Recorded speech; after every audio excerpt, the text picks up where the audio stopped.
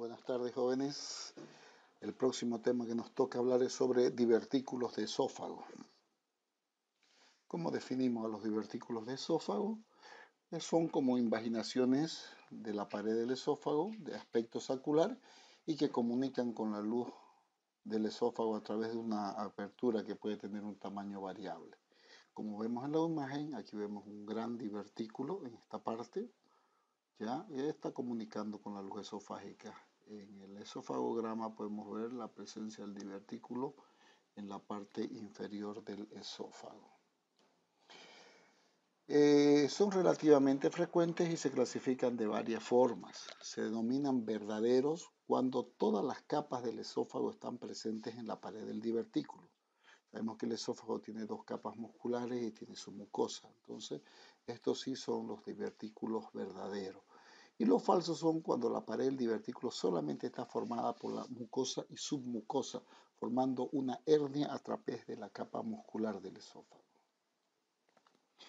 La mayor frecuencia se registra entre los 30 y los 40 años de edad. El predominio en el sexo masculino es señalado casi por todos los autores. ¿Ya? Los divertículos faringoesofágicos son los más frecuentes y representan entre el 54% y el 82% de todos los divertículos esofágicos. Después tenemos los parabronquiales, que representan el 10 al 18%, y los epifrénicos, que son los más escasos, con una incidencia que oscila entre los 2.5 y 14%. Dentro de la fisiopatología diremos que el mecanismo de producción de estos divertículos siempre generalmente descansa en una alteración que hay en la dinámica de la deglución, actuando sobre una zona débil que hay en la hipofaringe, que está situada en la pared posterior de la faringe, ¿ya? A nivel de los haces más bajos del constrictor inferior.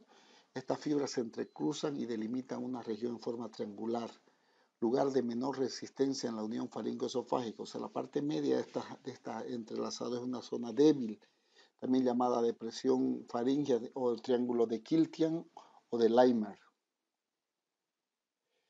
Según su localización, los divertículos pueden ser el faringoesofágico o divertículo de Zenker, que dijimos que es uno de los más frecuentes, que se localiza en la parte superior del esófago. Es un divertículo por pulsión. El divertículo medio esofágico es un divertículo por tracción. Generalmente los diferencias entre pulsión y tracción. La pulsión es cuando hay un exceso de presión interna, lo cual hace que se produzca la herniación. En cambio, los por tracción son generalmente por bridas que traccionan de la parte externa del esófago. Y por último, el divertículo epifrénico en la parte inferior del esófago, próximo al diafragma, que también es un divertículo por pulsión. Aquí tenemos esta imagen y este es el famoso divertículo de Zenker que aparece en este entrecruzamiento de estas fibras musculares donde se produce una zona de debilidad y se produce la aparición de este divertículo. Ahí en el esofagograma podemos ver también la imagen a nivel del esofagograma.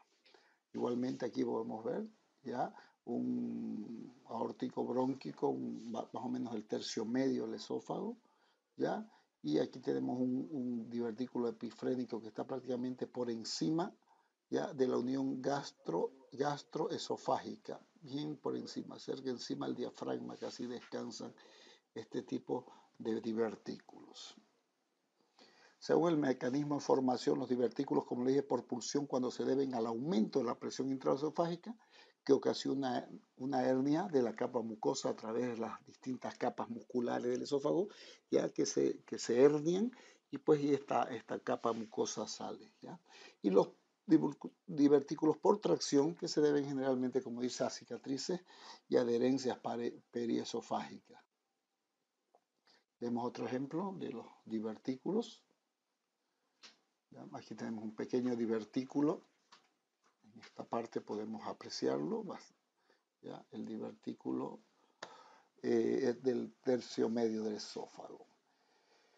Los divertículos del cuerpo del esófago se observan preferentemente en los 2 tercios inferiores del esófago. Cuando se localizan a 5 centímetros por encima del esfínter esofágico inferior, reciben el nombre de divertículos epifrénicos.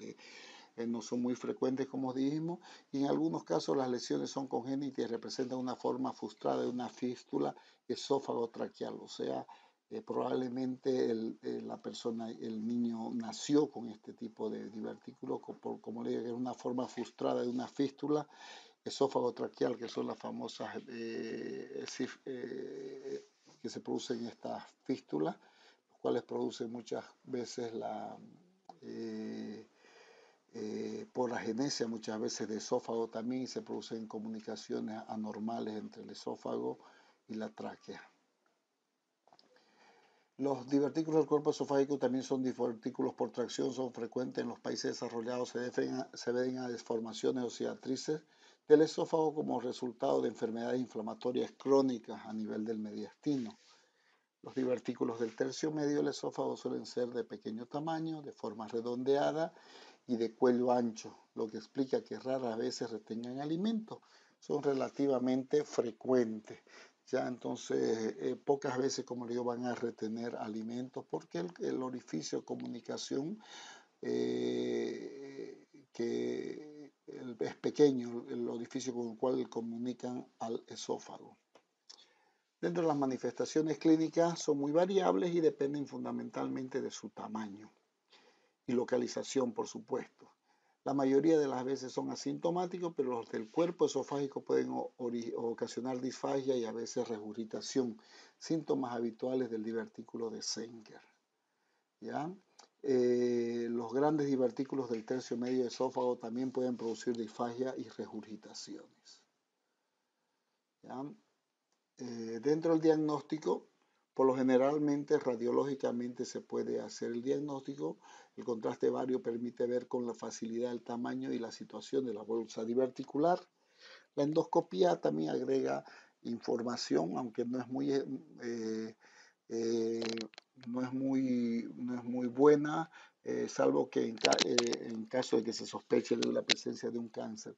¿Por qué? Porque a veces el orificio de comunicación del orificio es pequeño y la endoscopía no nos permite poder ver. En cambio, la radiografía de vario pues sí nos va a permitir ver el tamaño y la forma del divertículo. La endoscopía no nos permite ver eso. Aquí vemos otro divertículo epifrénico, como digo, que está inmediatamente por encima de la unión esófago gástrica. Como le dije, endoscópicamente los divertículos del tercio medio del esófago suelen ser de pequeñas dimensiones y cuello ancho. Los divertículos epifrénicos suelen presentar un cuello estrecho, aunque su tamaño puede alcanzar grandes proporciones. Producen incluso una reducción de la luz esofágica porque comprimen. Como los divertículos epifrénicos son por pulsión, su pared está formada por una capa de mucosa y submucosa, la cual aumenta el riesgo de perforar cuando hacemos la endoscopía, ya que con la endoscopía vamos a introducir aire en esta zona.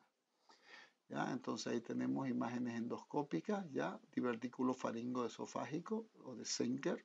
Tenemos el divertículo también por un divertículo por tracción a nivel de tercio medio. ¿Ya? Imágenes también aquí de bridas que se producen ya a nivel de la parte medio torácico, un divertículo producido por tracción, ¿ya? A nivel de tercio medio.